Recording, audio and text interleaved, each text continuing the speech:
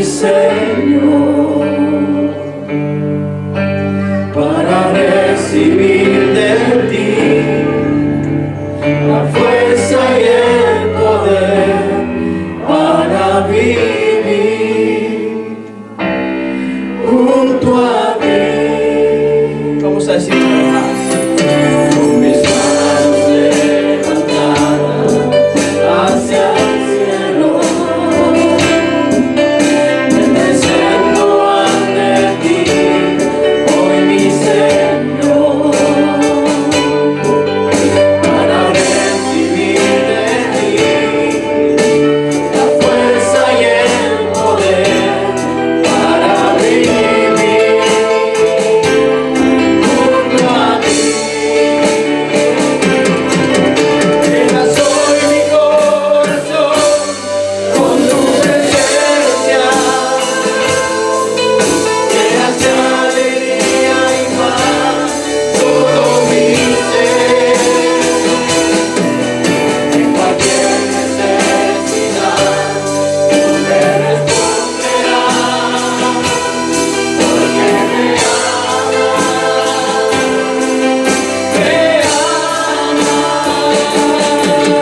llenas hoy mi corazón con tu presencia, llenas de alegría y paz todo mi ser. En cualquier necesidad tú me responderás, porque me amas, me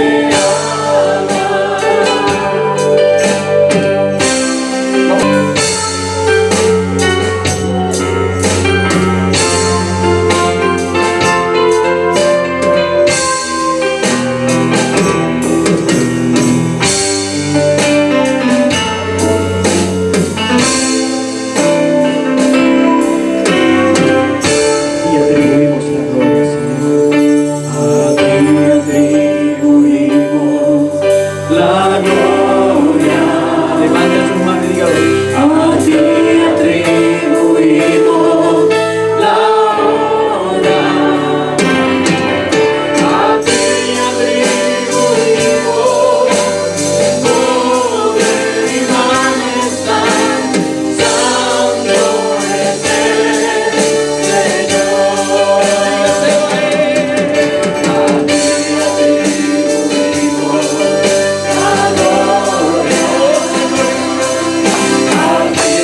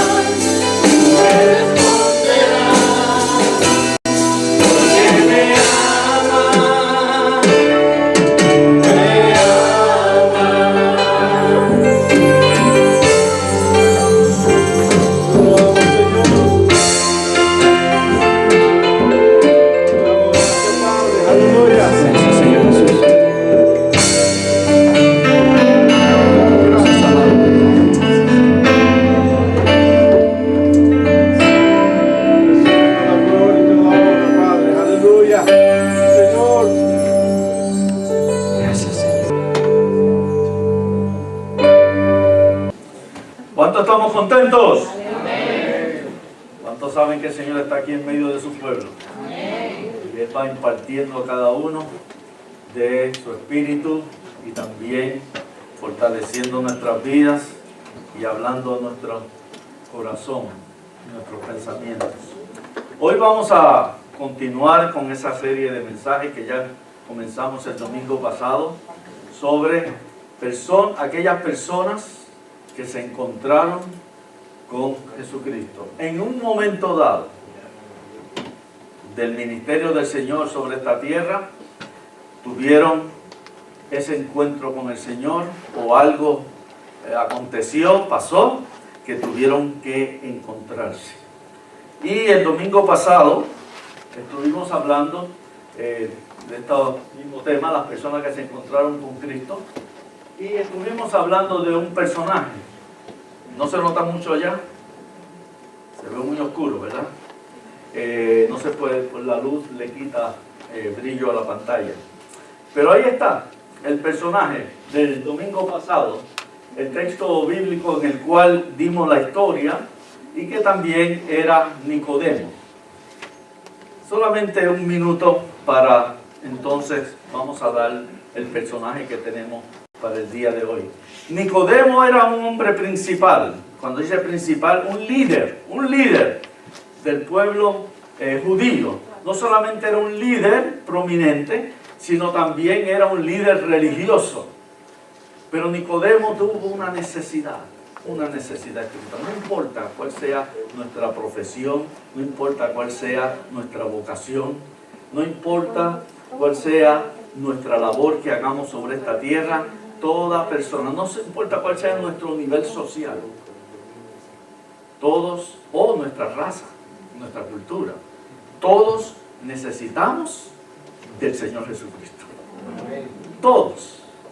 Porque hay un vacío espiritual en cada ser humano, que el único que lo puede llenar, ¿cómo se llama? Jesucristo nuestro Señor. Es el único que lo puede llenar con su Santo Espíritu.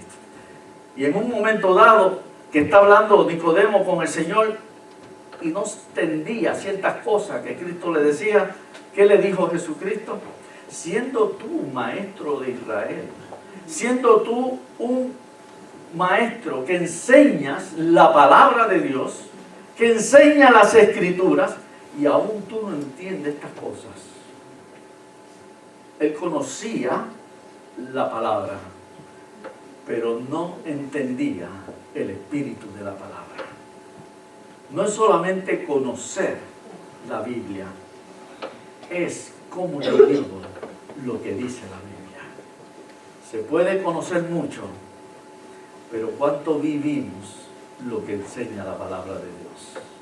No es, y es bueno, es importante conocer la palabra, es importantísimo.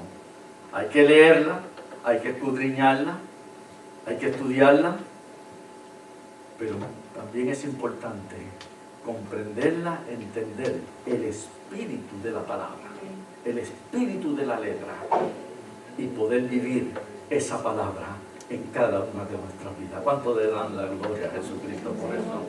Es vivir, no solo conocer, sino vivir lo que nos enseña la palabra. Nicodemo se encontró ese día con Jesucristo y hubo un cambio en su vida. Hubo un cambio. Dio luego evidencias de ese encuentro que tuvo con Jesucristo. ¿Cómo sabemos que tuvo un encuentro con Cristo? Porque todo aquel que se encuentra, que tiene un encuentro personal con Jesucristo, no sigue siendo igual. Porque Cristo cambia totalmente nuestra vida. Dale la gloria, Señor. Hoy vamos a ver el siguiente personaje. Y ese personaje lo vamos a ver y se encuentra ese pasaje en Juan capítulo 8, los versículos del 1 al 11. Y si quieren buscar su Biblia o buscar la lectura, pero aquí la vamos a proyectar para que se pueda ver mejor. Y en su casa pues la estudia más profundamente, pero como usted así lo desee. Personas que se encontraron con Cristo. Y aquí vemos la escena de ese pasaje en Juan 8 del 1 al 11. Y dice así la palabra del Señor. Y Jesús se fue al monte de los olivos y por la mañana volvió al templo. Y todo el pueblo vino a él. Y sentado él, les enseñaba. Entonces los escribas y los fariseos, los amigos del Señor, enemigos de Jesucristo, le trajeron a una mujer sorprendida en adulterio.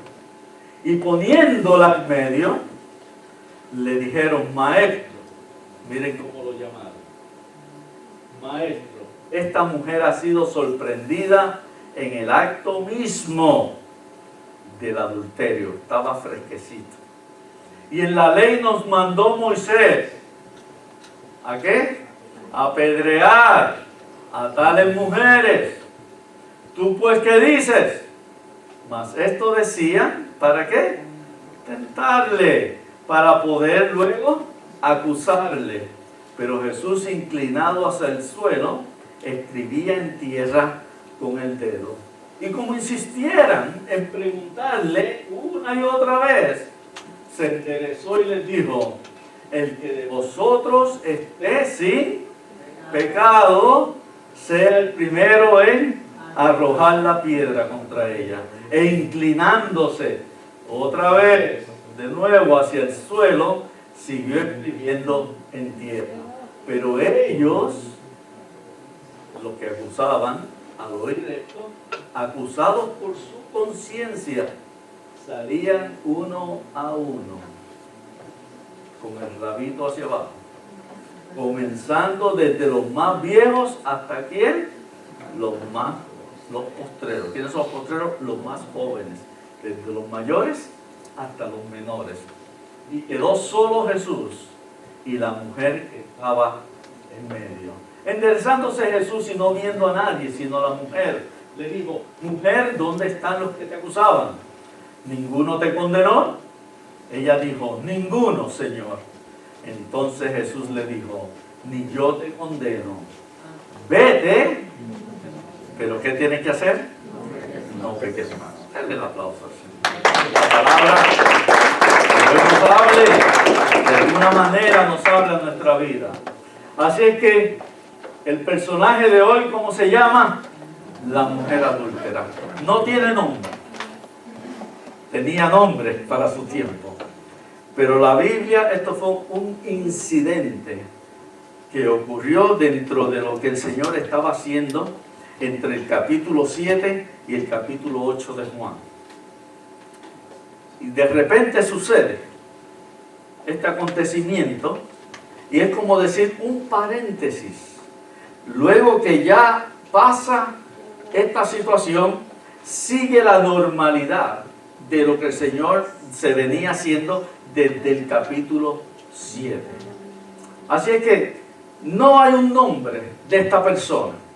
Solamente se le puede conocer como la mujer adúltera.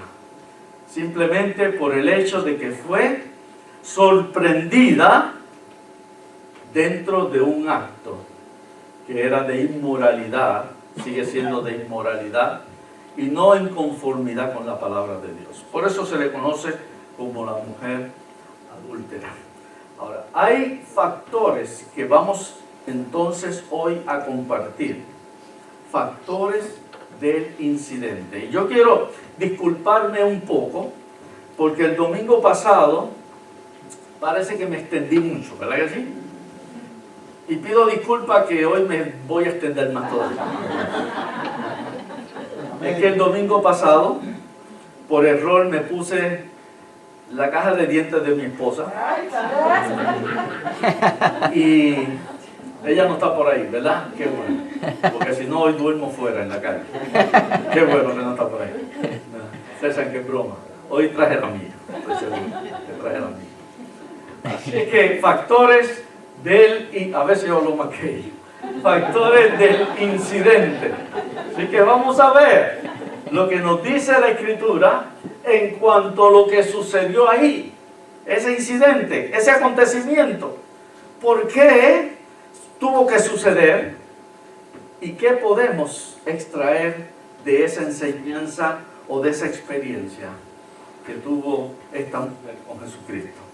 Así que factores del incidente en cuanto a la mujer adúltera. Número 1, tenemos que lo que ella había cometido era un delito imperdonable. La palabra de Dios en la antigüedad, Dios luego que sacó el pueblo de Egipto de la esclavitud y lo llevó por el desierto, que iba rumbo hacia dónde, hacia la tierra prometida. Cuando se detuvo en el monte Sinaí, al pie del monte, Dios allí le impartió una serie de reglas, de leyes a Moisés, para que así, de esa forma, él iba a conducir al pueblo. Y eso es lo que se conoce como las leyes de Moisés. Simplemente porque Moisés, como líder principal del pueblo, recibe las leyes que Dios le imparte allá en el monte de Sinaí, y él recibe más sobre todas las cosas las 10 leyes escritas en piedra. Pero aparte de eso, Dios le dio una serie de regulaciones, reglamentos, leyes en cuanto a la manera de vida que tenía que llevar el pueblo delante de él. Dios lo escogió a través de Abraham como el pueblo suyo. Y como pueblo suyo, ahora tenía que llevar a cabo una conducta diferente a los demás pueblos, para que todo el mundo supiera que ellos no vivían de acuerdo a las costumbres y tradiciones de los demás pueblos, sino a un sistema de vida que era agradable al verdadero Dios, al Dios creador. Y le impartió. Y por eso se dice, según la ley de Moisés. En cuanto a las leyes de Moisés, simplemente Moisés las recibió. Moisés no fue el que se inventó o ideó todas esas leyes que fueron impartidas al pueblo. Hubo momentos que por causa del desorden que a veces se comenzaba a dar dentro del pueblo, Moisés lo que hizo, puso algo flexible dentro de la ley, como eso de repudiar, como habla en el Nuevo Testamento, repudiar a la mujer, darle cartas de divorcio. Simplemente él buscó dentro de lo que era el principio de Dios, de que el matrimonio debe ser para siempre y toda la vida, pero él, de acuerdo a cómo las cosas empezaron a salir fuera de control, él buscó hacer un tipo de regulación. Pero claro, fue algo para proteger y que se siguiera manteniendo el principio de lo que Dios había establecido. Pero fuera de ciertas cositas, todo seguía igual. Aunque decimos en la ley de Moisés, pero sigue siendo la ley de ¿quién? La ley de Dios. Es lo que Dios estableció para el pueblo. Así que, dentro de eso, Dios le había dado una serie de instrucciones. Y ciertas violaciones a ciertas leyes, había un castigo. Y había unas disciplinas para poder restablecerse la persona y poderse reingresar nuevamente en el servicio diario dentro del pueblo. Pero había dentro de ellos unas leyes que Dios estableció, que el que las violaba no era de ponerlo en disciplina y darle una corrección, sino simplemente tenía que morir. El que violaba esas leyes en particulares tenía que morir y ser la mayor parte de las veces apedreado. Por eso es que aquí habla de apedrear a aquella mujer, porque eso venía en la antigüedad, en la ley que Dios le dio a Moisés. ¿Saben? Habían un sinnúmero grande de leyes para el pueblo, regulaciones. Así como los pueblos tenemos reglas, leyes que seguir dentro de la sociedad, dentro de los trabajos, dentro de nuestros hogares. Donde quiera que vamos hay leyes que regulan nuestra conducta, nuestra forma de ser, de actuar, de hablar. hay unas regulaciones que siempre tienen que regirnos, porque si no nos pasaría lo que sucedió a la humanidad antes del diluvio. Todo se había corrompido y todo se había desordenado. Y por eso Dios tuvo que hacer lo que hizo, para poder otra vez ir llevando a cabo y poner las cosas en su sitio.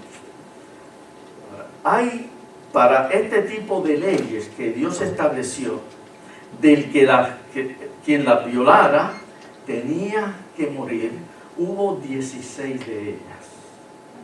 16 leyes en los cuales el que violaba cualquiera de ellas, no es decir, bueno, voy por la número 10, me faltan 6 más.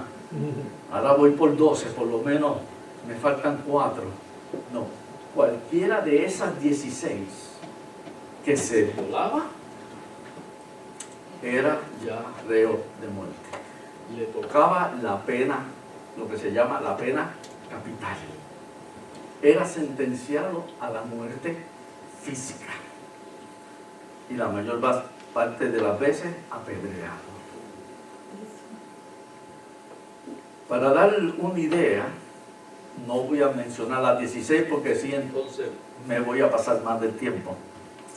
Pero dentro de los libros del Éxodo, Levítico, Deuteronomio, aparecen esas diferentes 16 regulaciones, leyes que tenían como consecuencia la muerte. Dentro de Éxodo, el capítulo 20 es cuando Dios llama a Moisés al monte y le imparte los 10 mandamientos, pero luego viene el capítulo 21 de Éxodo y el capítulo 22 donde imparte otra serie de reglas. Y dentro de esas vemos estas reglas de la pena de muerte. Entre ellas era la idolatría. Dios no podía aceptar idolatría dentro del pueblo. Y si vemos el primer mandamiento, dice, solo al Señor tu Dios, ¿qué? Adorarás. No te harás imágenes delante de Él y solamente a Él adorarás. Así como el Señor Jesucristo cuando fue tentado por el enemigo en su tercera tentación. Ahí en Mateo capítulo 4, cuando Él le mostró los reinos y el enemigo, Satanás, le dice, ahora tú adórame y yo te voy a dar todo esto. Y Él le dice, vete Satanás, porque solo al Señor tu Dios adorarás y solo a Él ¿qué? Servirás. Dios no aceptaba adoración a nadie, ni nadie más. Nada de lo creado. Solamente Dios es digno de toda adoración. Y el que del pueblo de Dios encontraran o sorprendieran adorando imágenes, levantando altares para dar ofrenda a los dioses paganos, inmediatamente tenía que morir. Había la otra ley, la ley del homicidio. Cualquiera que atentara contra otro y quitara su vida, tenía que pagar ¿con qué? Con su propia vida. El que derramara sangre de otro, tenía que derramar la suya. El que quitara la vida a otro, tenía que ser quitada esa vida. Y es ahí entre los capítulos 21 y 22 que aparecen estas diferentes leyes. También ¿saben qué? Había otra ley de muerte. Aquel que hería, lastimara, ofendiera a sus padres. Oye, ¿cuántos hogares se quedarían sin hijos el día de hoy? No estoy hablando de aquí. Estoy hablando como vive el mundo, ¿verdad que sí? Que los hijos son los que se quitan la correa y son los que tienen la correa en la mano. En vez de los padres dicen, no te enojes, hijo, no te enojes. Pero había esa ley. Por eso el Señor lo enfatizó cuando estaba con sus discípulos y a la gente. Honra a padre y madre. Y ese es el quinto mandamiento. Porque cualquiera que hiriera, lastimara, ofendiera, tuviera falta de respeto hacia los padres, podía ser acusado y morir. Ya vemos en Levítico también, el capítulo 20, hay otra de las leyes que era de muerte. Y era, ¿saben cuál? Y lo puede después leer en su casa, en Levítico 20. No le digo el versículo para que lea todo el capítulo. Era la homosexualidad. No solamente existía la fornicación y el adulterio, sino la homosexualidad.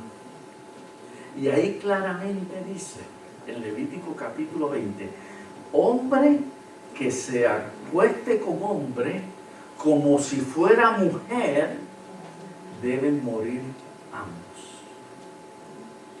Hoy día eso se ha acomodado de tal forma que no hay respeto ni reverencia delante de los ojos de Dios. Dice, abominación, abominación es ante los ojos de Jehová el que tal acto cometiere. ¿Y qué inmoralidad más grande se está viviendo hoy día? Que hasta dentro del pueblo del Señor se está tratando de suavizar, o de acomodar, o de justificar. Amamos al pecador, pero repudiamos al pecado. ¿Amén? La idea es alcanzar al pecador, pero no participar ni apoyar ese tipo de pecado, porque es abominación ante los ojos de Dios. Y el otro que les voy a dar, pues, lo que está haciendo hoy el mensaje que tenemos, el adulterio. Cuando un hombre con una mujer, que sea él casado o ella casada o ambos casados, y se juntan, eso se llama adulterio, infidelidad al matrimonio. Y ese es el panorama que tenemos en este pasaje. Los escribas, fariseos, grupos religiosos que estaban totalmente en contra de Jesucristo. Y la semana pasada hablamos de Nicodemo, que pertenecía al grupo religioso de los fariseos. Pero eran personas que lo único que buscaban era su propio bien y beneficio, no importara el daño que pudieran ocasionar en los demás. Y que querían taparse en que ellos eran los mejores y que ellos eran los que tenían toda la verdad. Por eso cuando el Señor los confrontaba, a ellos no les agradaba, porque los hacía quedar en vergüenza, en ridículo delante del pueblo. Y dice que en ese momento que el Señor está ministrando en el templo, traen a una mujer y la colocan en medio de él. Ahora, conforme a historiadores y conforme a estudiosos de la palabra, lo que llamamos teólogos, y en base a las costumbres y de la manera en que quienes eran los fariseos, junto con saduceos y también los escribas, los tres grupos más sobresalientes del pueblo en cuanto a religiones, es que ellos no trataban bien a las personas, no tenían compasión, no tenían misericordia, eran agresivos, eran malvados, y lo único que procuraban era el daño a los demás, para así ellos resaltar como buenos. Y cuando dice que la trajeron en medio de él y la pusieron allí, no es que cuando vieron y la sorprendieron en el acto del adulterio, dijo: vente para acá, dame la mano, te voy a llevar allí, vente. Señor, mire, esta mujer, no, eso no aparece ahí en la Escritura, pero en conformidad con lo que se ha conocido, en la manera en que ellos actuaban, dice que quizás hasta tenía pocas ropas en ese momento, porque quería que la persona se avergonzara de lo que estaban haciendo. Tal vez la llevaron a empujones, empujándola, forzándola. Dicen algunos comentaristas que tal vez se puede pensar que hasta la llevaron arrastrándose y la tiraron en medio del lugar frente a Jesucristo. Por eso es que cuando vemos esas escenas, la vemos siempre a esta mujer adúltera tirada en el suelo. No es que estaba allí de pie, esperando a ver qué le decían. Es que estaba siendo humillada y avergonzada por aquellos hombres. Ahora, ellos vinieron y decían, mira, Señor, la ley de Moisés, no la ley de Dios, la ley de Moisés dice que esta mujer debe ser apedreada porque fue sorprendida en el acto del adulterio. Y tenían razón. Pero también la ley decía que ambos, tanto el hombre como la mujer, tenían que morir. ¿Y dónde estaba el hombre? ¿No lo llevaron? Algunos han pensado que estaba metido en el grupo.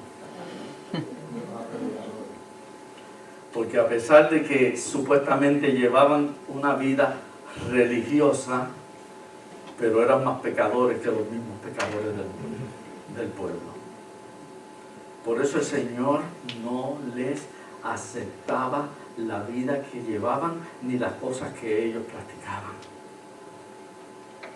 Porque se trataban de tapar y de cubrirse de blanco, pero por dentro estaban totalmente en tinieblas. Es ahí porque el Señor en Mateo 23 7 veces le llamó a ellos como hipócrita, porque aparentaban ante los demás lo que realmente no eran. Lo que vivían era de una apariencia, de una vida de santidad ante el pueblo, pero eran peores que los mismos pecadores y se encubrían. Por eso en una de esas 7 veces que el Señor le llamó hipócrita y que sacó todos los que al sol, todos los trapitos, dicen por ahí, ¿verdad? Todos los trapitos, todos los pañitos, se los puso así frente a todo lo demás y todo se lo descubría. Si tiene tiempo, léase, y debe sacar tiempo, en Mateo 23, todo lo que el Señor tuvo que declarar públicamente para que la gente no se dejara engañar de ellos. Y dentro de ese capítulo 23 de Mateo, 7 veces, aparte de todo lo que le descubre, 7 veces le llama hipócrita. Y entre esos señalamientos de hipocresía le dice, porque ustedes son sepulcros, ¿qué? Blanqueados. Y cuando uno analiza y va a un cementerio, normalmente los lugares donde se entierran a los muertos, ¿cómo son por fuera?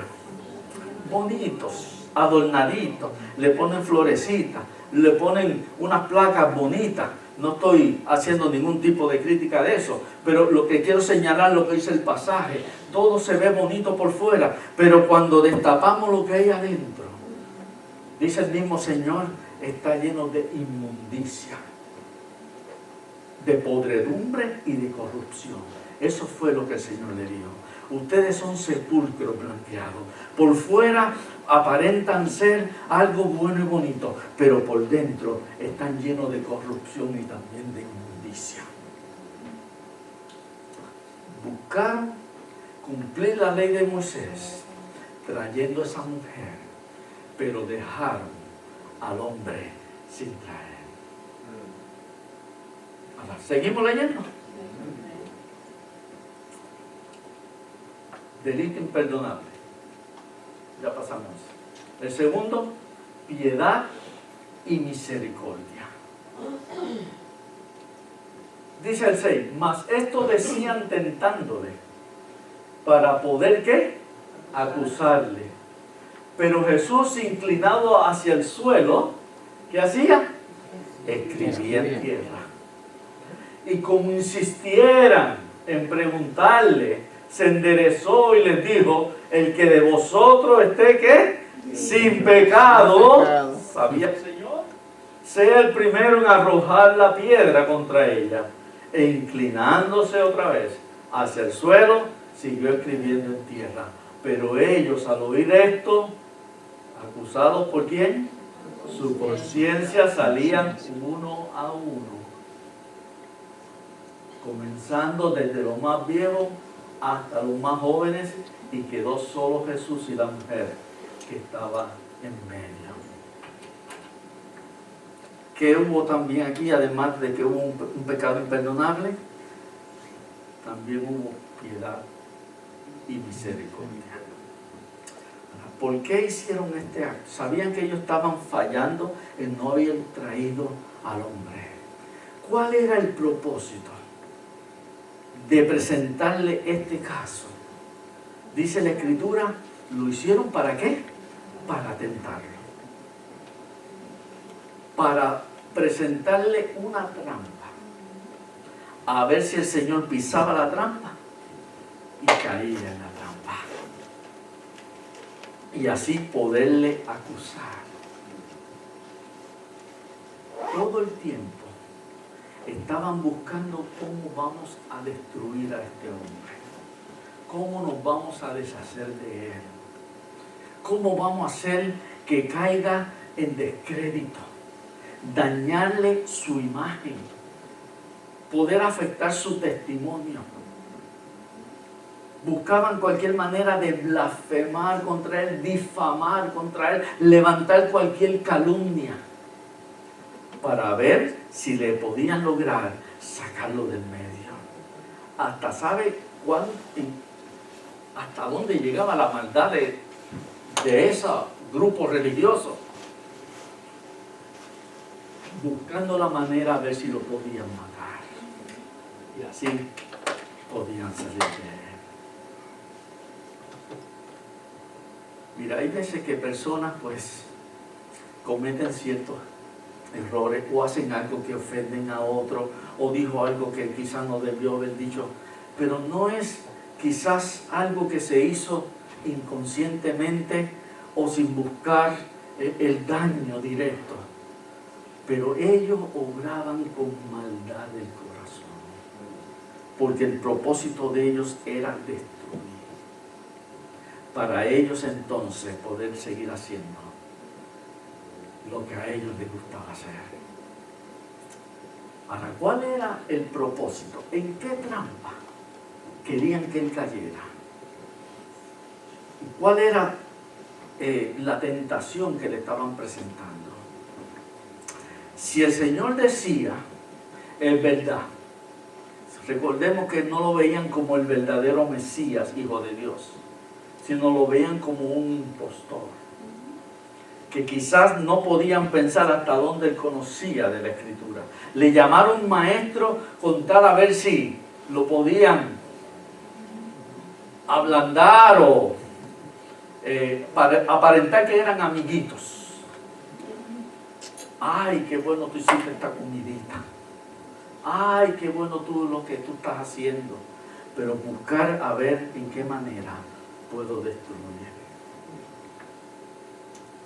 Y dice que la tentación el factor principal de lo que ellos procuraban era que si él aceptaba que lo que decía la ley de Moisés y tenía que ser apedreada, se buscaba un buen problema. ¿Saben con quién? Con la ley romana. Porque la ley romana decía que nadie podía llevar una sentencia de muerte, porque ellos, los romanos, sabían que los judíos tenían sus propias leyes y sus propias reglas, y le permitían que entre ellos llevaran a cabo sus castigos y sus disciplinas. Pero cuando se tratara de una ley que implicaba muerte al que lo violaba, ya ellos hasta ahí llegaban. Eso solamente le correspondía a Roma, al gobernador romano, poder declarar la sentencia de muerte, poder ver las acusaciones y poder analizar y evaluar si era factible perdonarle, castigarle o tal vez darle la muerte. Por eso fue que cuando acusaron a Jesucristo, y fueron todos estos grupos que se pusieron de acuerdo, aunque no se llevaban mucho entre ellos, pero para poder hacer el daño, entonces se unían. Entonces se confabulaban entre ellos para poder llevar a cabo el daño. Por eso estos mismos grupos fueron los que buscaron la manera de arrestar al Señor, hacerle un juicio entre ellos y llevarlo ante el gobernador Pilato. Y fue Pilato, pero por la insistencia de ellos, quien declaró muerte a Jesucristo por asuntos políticos. Pero quienes dieron la muerte fue el propio pueblo del Señor. Y es ahí donde si él declaraba que era verdad, que tenía que ser apedreada, allí se formaba un escándalo y la gente tomaba inmediatamente acción y hubieran comenzado a apedrear a esa mujer. ¿Y quién les dio autoridad? Mire, el que se llama Jesús. Y ya salían de él porque los romanos lo iban a arrestar y lo iban a crucificar. La otra razón, o sea, es una de las razones de la tentación y que cayera en la trampa, que violara la ley romana. Por otro lado, si él decía, no merece la muerte, entonces estaba violando la ley de Dios. ¿Amén? Porque Dios decía y dijo en su palabra, a través de Moisés, que el que cometiera tal acto tenía que ser apedreado. Así es que él estaba entre ¿qué? Como decimos normalmente, entre la espada y la pared. Pero miren lo que hizo el Señor. Oiga, es que cuando uno lee estas cosas y profundiza la palabra, uno dice, Señora, la verdad que no hay nadie más sabio que lo que tú fuiste. Ni Salomón que evitó que aquel niño lo partieran por la mitad. Ni Salomón, porque él es el más grande de todos.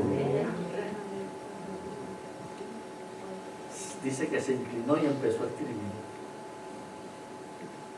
con el dedo en el suelo. Ahora, se ha especulado, se ha pensado muchas cosas. No dice la Escritura qué fue lo que el Señor, qué era lo que él estaba escribiendo. No se sabe. Y algunos han especulado, bueno, estaba escribiendo los nombres con los pecados de cada uno de los que estaban allí. ¿Cuántos eran los que estaban allí? No se sabe. Pero seguía escribiendo. Otros dicen que empezó a escribir los textos bíblicos que decía en la antigüedad. Y así se han dicho un sinnúmero de cosas. Y otros pues han llegado a la conclusión de que él estaba buscando calmar los ánimos, traer una atención de otra cosa para calmar otra situación. Amén. Y si vemos el Señor como se la sabía toda, que todo el mundo empezó.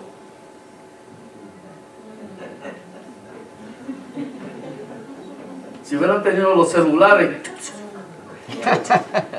a ver qué escribía, después tratar de descifrarlo. ¿Qué idioma estaba escribiendo? No se sabe. Pero él estaba escribiendo. De repente todos se calmaron. Todo entró en tranquilidad. Entonces él se levanta. Como decir, para pelear se necesitan dos. Él no estaba para pelear con ella, simplemente para declarar la verdad y no dejarse arrastrar. Mire, si es alguien de nosotros, y nosotros los hispanos que tenemos sangre, ¿cómo se dice? Oiga, inmediatamente lo resolvemos, ¿verdad? Buscamos resolverlo de alguna forma. ¿Por qué? Porque inmediatamente nos enfrascamos en una discusión y yo te digo y tú me dices, y ahí se termina la cosa mal. Pero el Señor, miren, con la paciencia, calma y tranquilidad, en la manera sabia. Eso es el sabio, prudente. ¿Cómo vamos a reaccionar en ciertos momentos dados que el enemigo nos quiere sacar? Cuando en el hogar de momentos, por cosas más sencillas e insignificantes, se forman las peleas más grandes. Y terminan en la oficina del abogado. Pero ninguno quiere ceder. Y es ahí donde la palabra nos enseña que debemos tomarlo con calma. Darle el tiempo al Espíritu que vaya obrando y no al enemigo que quiere todo dañarlo. Dice que se levantó tranquilo cuando todo estaba calmado, y le dice: el que de ustedes no tenga pecado o esté libre de pecado, mire, libre es, ahí se lo dijo directamente, libre es para que tire la primera piedra. Y sigue escribiendo, dice la Escritura. Dice que la conciencia de cada uno, la conciencia comenzó a acusarlo. Y desde los más viejos, porque muchos comentaristas dicen: ¿por qué desde los más viejos hasta los más jóvenes? ¿Por qué los más viejitos fueron los primeros que salieron? Yo hubiera salido de los últimos, si hubiera estado en esa situación. Y muchos me hubieran comentado. Desde los más viejos, porque mientras más viejos y años se tienen, más cosas se van acumulando. ¿Ven? No dijeron nombre. Pero más cosas se siguen acumulando. Los que son más jóvenes, pues claro, no han pasado por muchos años de vida y no han tenido muchos tipos de experiencia. Pero miren lo que recalca la palabra de Dios, aún en ese sentido, para que aprendamos todavía más. Ahora, ¿por qué dice la conciencia? La Biblia nos enseña que todo ser humano tiene una conciencia. Y cuando vamos a hacer algo, nuestra conciencia nos dicta internamente si lo que vamos a hacer está bien o si lo que vamos a hacer no está bien. Si está bien, lo hacemos públicamente. Si no está bien, estamos escondiendo para que nadie me vea lo que yo voy a hacer. Pero la conciencia sigue ahí. Y nos dice que lo que voy a hacer no está bien y voy a buscar disimularlo o tal vez taparlo, encubrirlo para que nadie se entere. Ahora, ¿qué es la conciencia en la palabra de Dios? Es el Espíritu de Dios, el Espíritu Santo. Dice en Juan capítulo 16, cuando Jesucristo estaba presentando al que iba a enviar cuando Él se fuera, que era el Espíritu Santo, dice: y Él os guiará y Él os convencerá de todo pecado, porque Él convence al mundo de su pecado. Es el Espíritu que habla a nuestra mente, a nuestro entendimiento, a nuestro corazón, de las cosas que estoy haciendo, si está correcto delante de Dios y si no está correcto delante de Dios. Y cuando ellos estaban en esa situación y el Señor le hizo saber que el que estuviera sin pecado, libre de pecado, que comenzara a tirar la primera piedra, la conciencia dice, comenzó a acusarles. Y empezaron a hablar. ¿Qué significó eso? Ellos pudieron entender. Quizás a veces nosotros podemos tergiversar un poco lo que fue esa escena y por qué el Señor dijo esas palabras. ¿Y por qué el Señor le dijo, tira la primera piedra? No le dijo, el que esté libre de pecado, no haga nada. No, tire la primera piedra. Porque dentro de la ley de la violación, del pecado de muerte, lo que se cometía, que era resultado la muerte, había un proceso.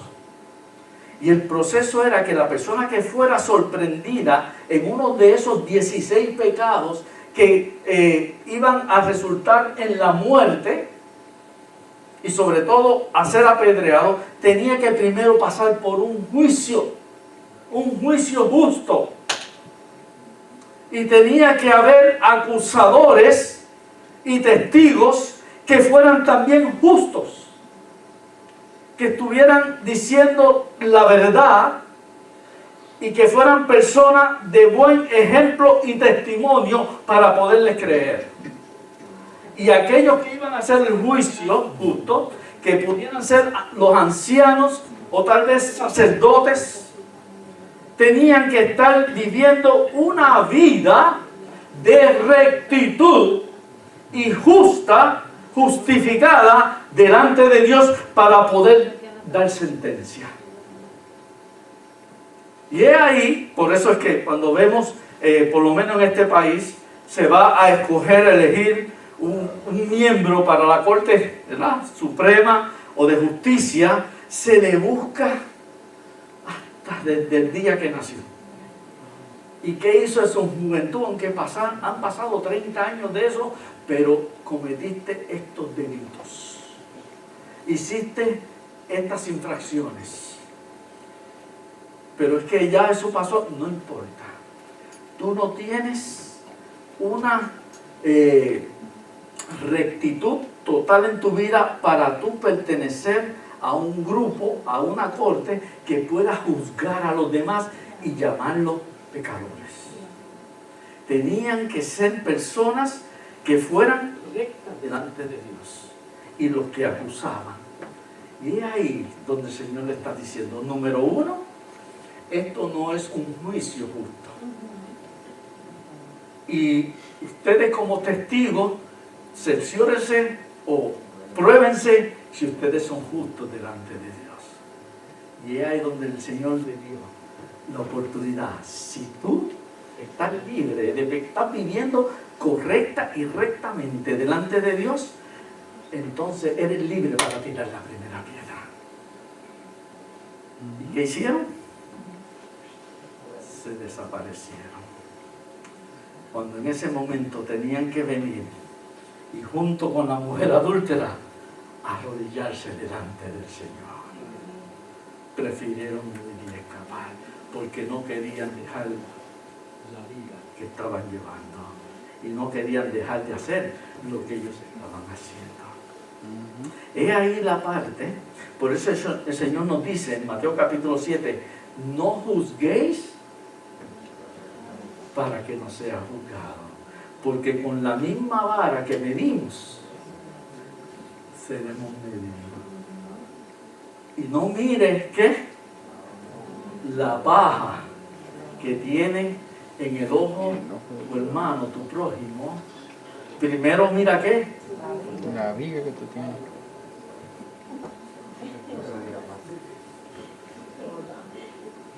hasta dónde llega la vida.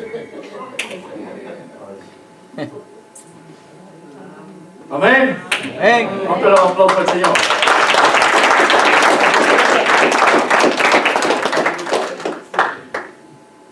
No juzgues si tú tampoco estás limpio delante del Señor. No señales si en ti quizá hay más cosas que se pueden señalar.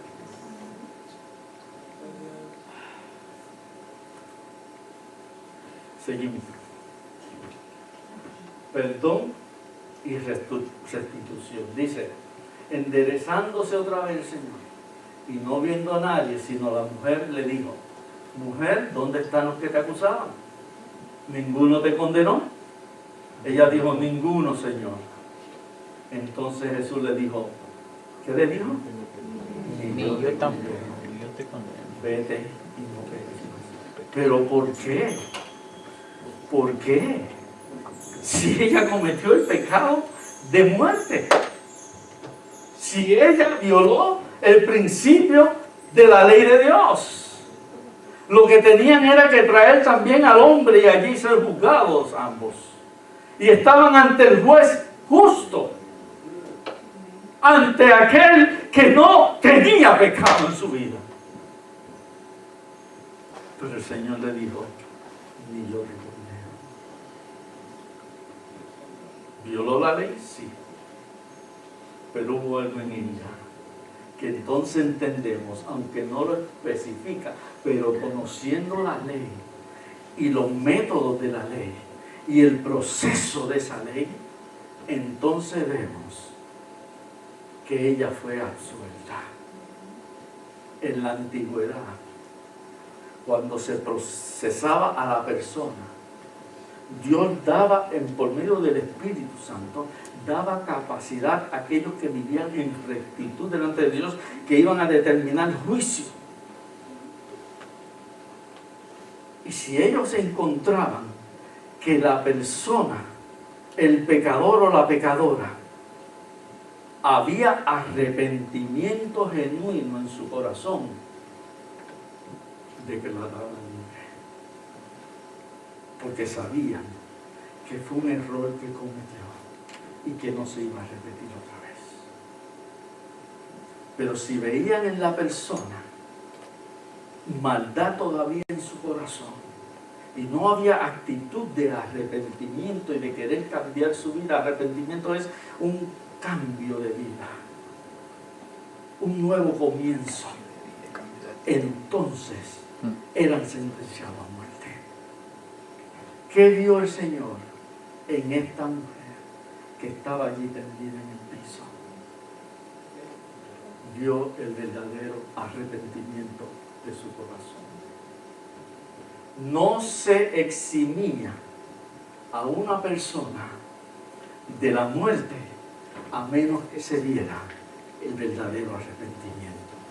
Y le doy un ejemplo rapidito. David vivía en rectitud delante de Dios, pero se descuidó y su corazón se movió a la concupiscencia y al placer de la carne y cometió el acto de adulterio. Y por más que lo trató de tapar y disimular, cometió un acto de homicidio. Ambos eran de muerte. Quitó la vida al esposo de Betsabé para que se disimulara lo que él había hecho. Mató, pero también había adulterado. Ambos eran de ser reo de muerte, aún siendo el rey. No importara quién fuera, la ley de Dios es igual para todos. Porque en Dios no hay acepción de personas. Pero también el perdón es para todos. No importa lo que hayamos hecho. Y cuando David estaba tranquilo en su trono, llegó el profeta Natán. Segunda de Samuel capítulo 11 y capítulo 12. Y cuando Natán llegó y le hace una historia, una parábola, y le dice: rey, sí que te trae por aquí, profeta Natán. Le dice: solamente para decirte esto. Hay un hombre muy rico, que tiene miles de ovejas. Y su vecino, que es muy pobre, no tiene grandes riquezas, no tiene nada, tenía una sola ovejita. Y este hombre muy rico fue y le quitó la oveja que tenía para hacerla para él. David se levanta de su silla y dice: pues ese hombre debe de morir ahora mismo. ¿Y qué le dijo Natán, el profeta? Tú eres ese hombre. No tuvo que decirle nada más. Tú eres ese hombre. Dice que ahí David cayó, se arrepintió y le pidió perdón al Señor. Era para ser sentenciado a muerte, pero Dios lo perdonó porque vio el arrepentimiento de su corazón. Pero el profeta le dijo: Dios te ha perdonado, Dios te ha perdonado, pero sabe que ese pecado va a traer una consecuencia. Sabemos la historia. Y por eso le escribe el Salmo 32 y el Salmo 51 en referencia a pedir perdón delante de Dios. Lávame, lávame, purifícame más y más. Y quita esa maldad, ese pecado de mí. Esta mujer cayó en el mejor lugar que podía caer, a los pies de Jesucristo. Amén. Aquel que no la acusaba, sino tenía compasión y misericordia de Dios, le dijo: yo tampoco te condeno, porque él veía su corazón. Cuando estando allí tirada en el suelo decía: Señor, perdóname, Señor, ayúdame. Ella sabía que aquellos hombres estaban dispuestos, listos para hacerlo. Y con cuánto llanto, lágrimas derramando en aquel momento, ella pedía clemencia. Por eso el Señor le dijo: ¿dónde están? Y ella le dijo: no está ninguno. Pues yo tampoco. Vete, parte. Ahora que he empezado una vida nueva, vete, pero no peques más. Comienza una nueva vida. El Señor no aprobó el pecado. El Señor aprobó el arrepentimiento. Y Él está dispuesto a perdonarnos siempre. Pero no continúes viviendo de la forma en que vives. No continúes haciendo lo que has venido haciendo. Comienza una nueva vida en Jesucristo.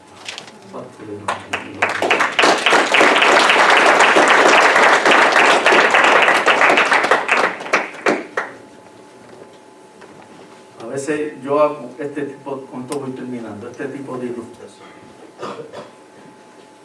Si tuviéramos la capacidad o el medio para poder transportarnos al pasado, ¿cuánto estaríamos usando esa máquina? Yo sacaría boletos extra.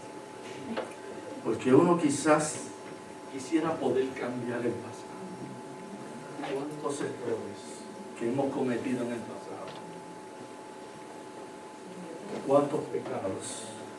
¿Cuántas cosas que no debimos haber hecho? Y uno a veces, si tuviera la oportunidad de ir al pasado para corregir y que eso no saliera en el registro, ni estuviera en la memoria. Pero eso no se puede hacer. Eso no se puede hacer. Pero dice, hay algo que sí se puede hacer. Dice la Escritura que la sangre de Cristo nos limpia de todo pecado. Él limpia nuestro pasado. Él lo puede borrar. Él tiene el poder. No podemos cambiar nuestro pasado, pero en Cristo podemos corregir nuestro presente y mejorar nuestro futuro para servirle cada día mejor a Él. Hay cosas que vamos a arrastrar por consecuencias, por errores que se cometieron. Pero qué fácil llevar esa carga si depositamos nuestra carga en Jesucristo. Y Él dice, venid a mí los que estáis trabajados y cargados, que yo os haré descansar. Nada mejor que venir al Señor, a los pies de Cristo. Y decirle, Señor, perdona esos pecados. Perdona mi ignorancia. Perdona mi maldad. Ahora reconozco que no he hecho lo correcto delante de ti. Te pido que perdones. Aquí estoy delante de ti, a tus pies, a tus pies. Qué mejor lugar que estar a los pies de Cristo.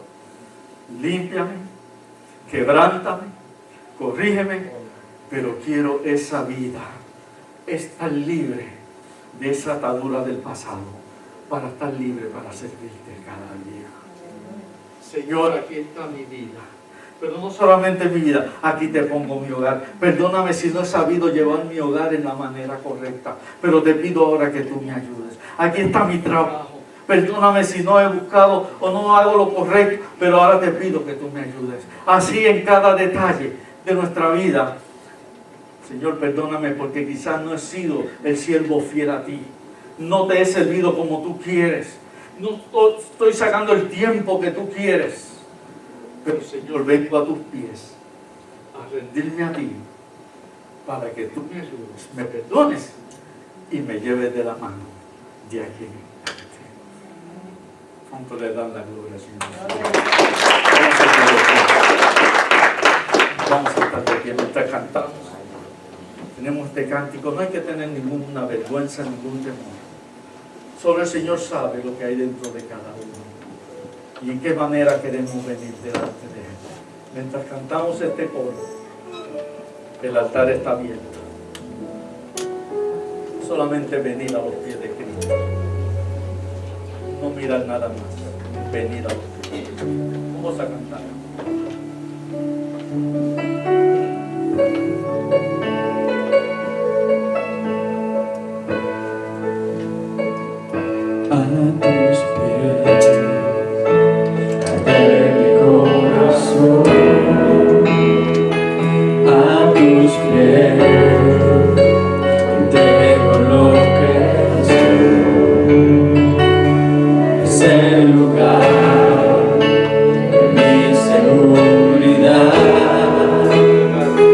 Donde nadie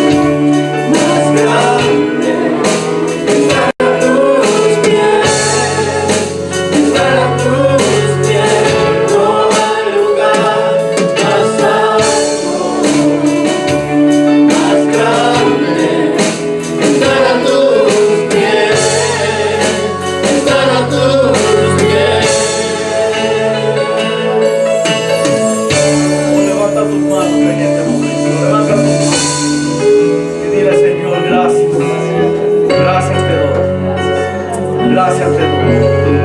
Porque tú me has lavado, me has limpiado, me has hecho una nueva creación. Ahora quiero servirte, Señor. Quiero ser útil para ti. Dejo lo que sea necesario atrás para seguir hacia adelante contigo. Gracias te doy, Señor. Gracias por la obra maravillosa que has hecho en mi vida. Por medio de tu Hijo y por medio de tu Espíritu Santo. Gracias te doy, Señor. Gracias te doy.